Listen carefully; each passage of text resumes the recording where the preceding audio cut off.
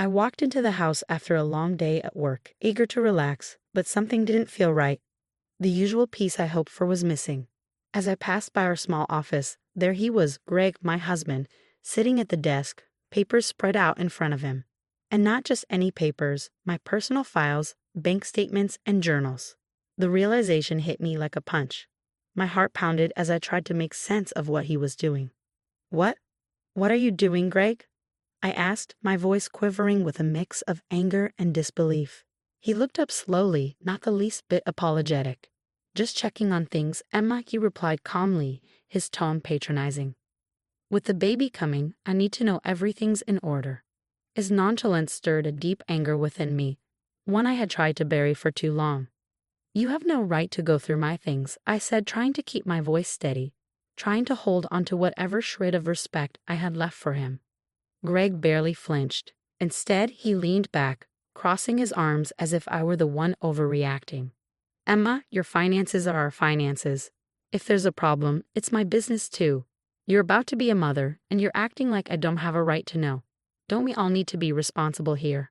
His words were smooth, like he'd rehearsed them, but the look in his eyes was hard. He was crossing a line he didn't even seem to see. But it wasn't just about today. This was about the months I'd spent watching Greg and his mother, Susan, slowly take control of my life, invading my personal space, my decisions, and even my thoughts. That evening, I couldn't sleep.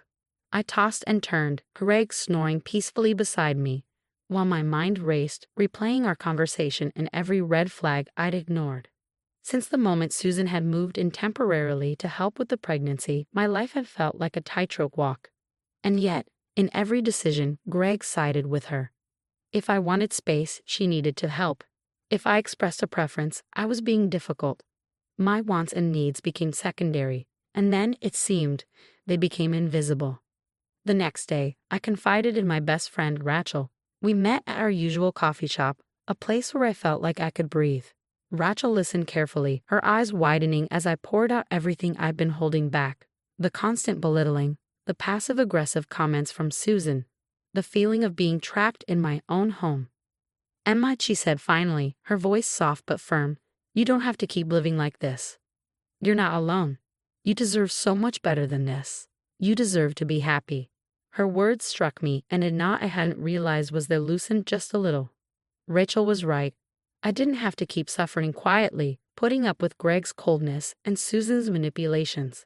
That day, for the first time, I allowed myself to imagine a life without them.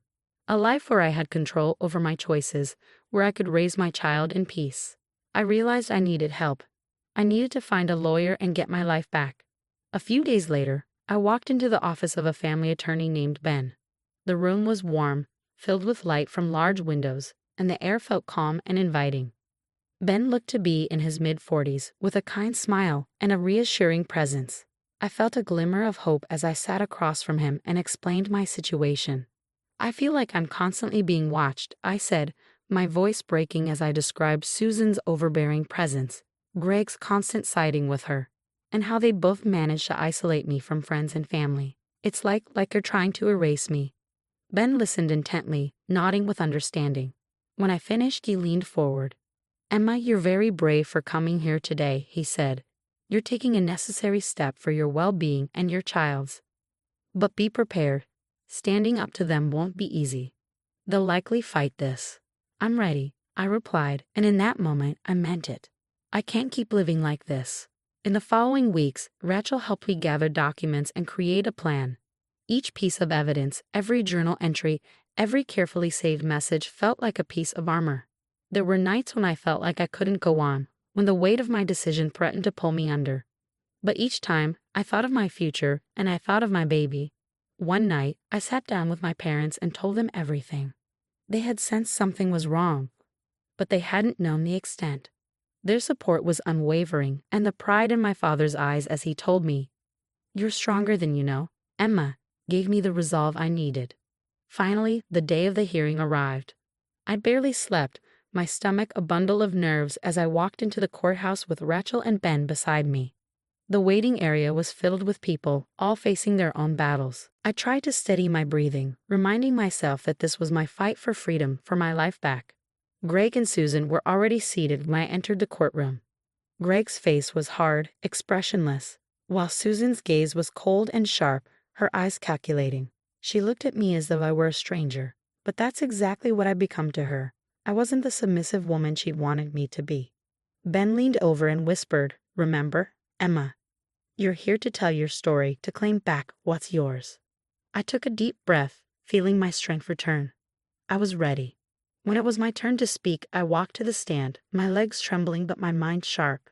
I took a deep breath and started from the beginning. I married Greg because I loved him, and I thought we could build a life together. But things changed, I said, my voice steady. His mother moved in without asking me. Suddenly, every decision I made seemed to be a problem. I was treated like an outsider in my own home. The words came easier now, and I continued, describing the feeling of being pushed aside, of constantly being watched, of having every choice questioned and overruled. I shared how Susan would criticize every decision I made, how Greg would defend her no matter what, and how I'd been locked out of my own life. The judge listened intently, her gaze focused and empathetic. "This isn't just about a house or a marriage," I said, fighting back tears. "It's about the right to live freely and to raise my child in a home where I'm respected, where I'm safe." Greg's lawyer presented his side, painting me as overly sensitive, accusing me of trying to separate Greg from his family. They claimed Susan was only trying to help. But when I looked at the judge, I saw that she was listening, really listening to my words. She could see through their words, and that knowledge gave me strength. That night, just as I was beginning to feel some hope, Ben called. "Emma, we need to meet," he said, his voice serious. "Greg and Susan are planning to claim you're emotionally unstable. They're trying to prove you're unfit to be a mother." I felt anger rise within me, hot and unyielding. "They're lying. I've done everything to hold this family together, and they're the ones tearing it apart." Ben nodded. "We'll gather more evidence. Their claims are desperate, and the judge will see that. But be prepared. They won't back down easily." Over the next few days, Rachel and I worked late into the night, gathering more proof. I combed through my journals, recounting every hurtful moment, every degrading comment. The memories were painful, but each one steeled my resolve. I would not let them win.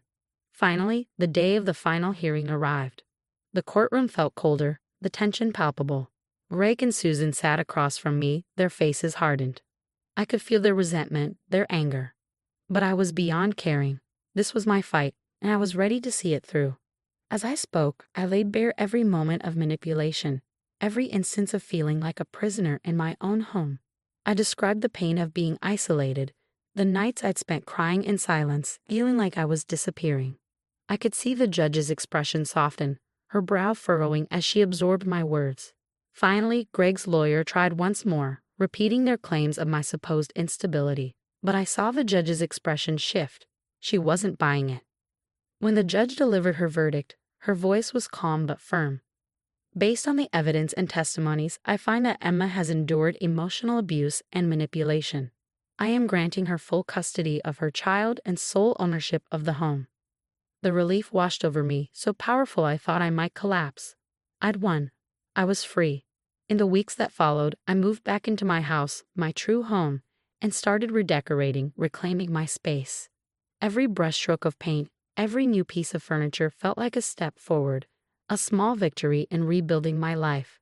And as I stood in what was now my baby's nursery, looking out the window with my hand on my growing belly, I whispered a promise to my child. "You'll grow up in a home filled with love and respect, a home where you can be anything you want to be." I knew my journey wasn't over, but I'd finally taken control. I was no longer lost. I was finally, truly free.